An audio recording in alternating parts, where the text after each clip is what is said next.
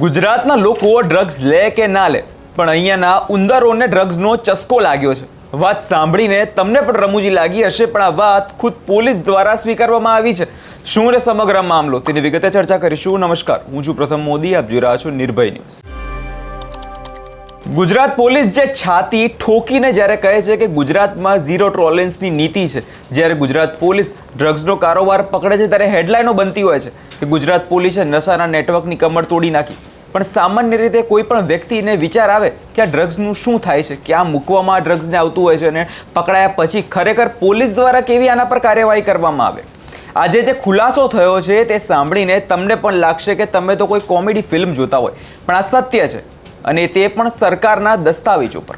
ભારતના auditor and કમ્પ્ટ્રોલર general એટલે કે કેગના રિપોર્ટ એવો ભાંડો ફૂટ્યો છે કે જે સાંભળીને આખી સિસ્ટમ પર જે છે હવે સવાલો ઉપડી રહ્યા છે. રિપોર્ટ મુજબ છેલ્લા 12 વર્ષમાં ગુજરાત પોલીસે જપ્ત કરાયેલા ડ્રગ્સમાંથી 2332 કિલો ડ્રગ્સ એ તો ગાયબ જ થઈ ગયું છે. અને જ્યારે જવાબ માંગવામાં આવ્યો ત્યારે પોલીસે જવાબ આપ્યો શું ખબર છે? પોલીસે કહ્યું, સાહેબ, ડ્રગ્સ તો ઉંદરો ખાઈ ગયા છે. વિચાર કરો, જે ડ્રગ્સ પકડવામાં કરોડોનો ખર્ચો થતો હોય છે, જે ડ્રગ્સ પકડાયા પછી નેતાઓ સામે આવીને કહે છે કે અમારા પોલીસ અધિકારીઓએ જીવના જોખમે ઓપરેશન પાર પાડ્યું છે, એ જ ડ્રગ પોલીસના ડબ્બામાં જ ઉંદરોનો ખોરાક જે છે બની જતો હોય છે. આજે આપણે આ નશાખોર ઉંદરો અને બ્રશ સિસ્ટમનો જે છે પર્દાફાશ કરવાનો છે. જરા આંકડાઓ સમજવા જઈએ તો હા, આંકડાઓમાં CID ક્રાઇમ અને કેગનો જે સત્તાવાર ડેટા જે છે આ ઉમેરવામાં આવ્યો છે. ઓગસ્ટ 2010થી નવેમ્બર 2022ના ડેટાની વાત કરવામાં આવે તો આ 12 વર્ષમાં ગુજરાતની વિવિધ એજન્સીઓએ કુલ 6510.54 કિલો ડ્રગ્સ અને 848 બોટલ નશીલા પદાર્થો જે છે જપ્ત કર્યા છે. જ્યારે આ નશાનો નાશ કરવાનો સમય આવે એટલે કે ઓક્ટોબર 22થી જુલાઈ 2023 દરમિયાન, ત્યારે ચોપડે માત્ર 4177.86 કિલો જ ડ્રગ્સ નોંધાયું, એટલે સીધો 2332.48 કિલોનો જે ઘટાડો નોંધવામાં આવ્યો. એટલે કે કુલ જપ્ત કરાયેલા જથ્થામાં 35% ડ્રગ્સ હવામાં જ ઉડી ગયું.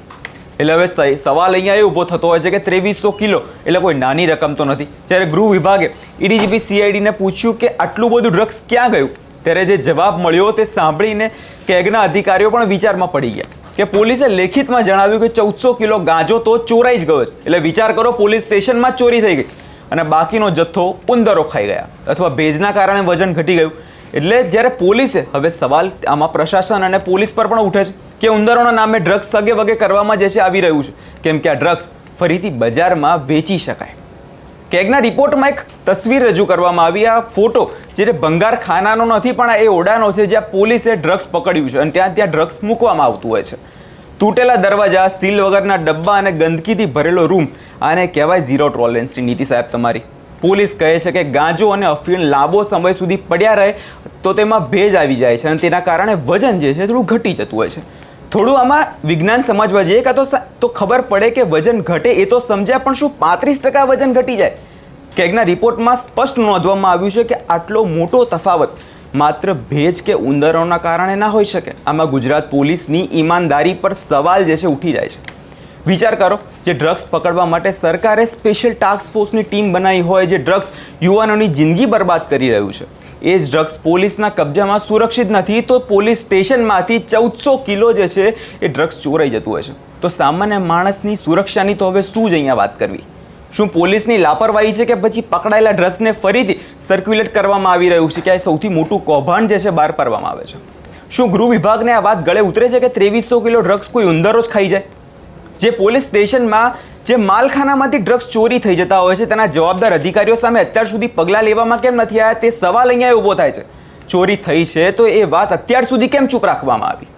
જો આટલા મોટા પાયે ગેરરીતિ થઈ હોય તો શું આ મામલે કોઈ હાઈ લેવલ તપાસ કમિટી બેસાડવામાં ના આવે?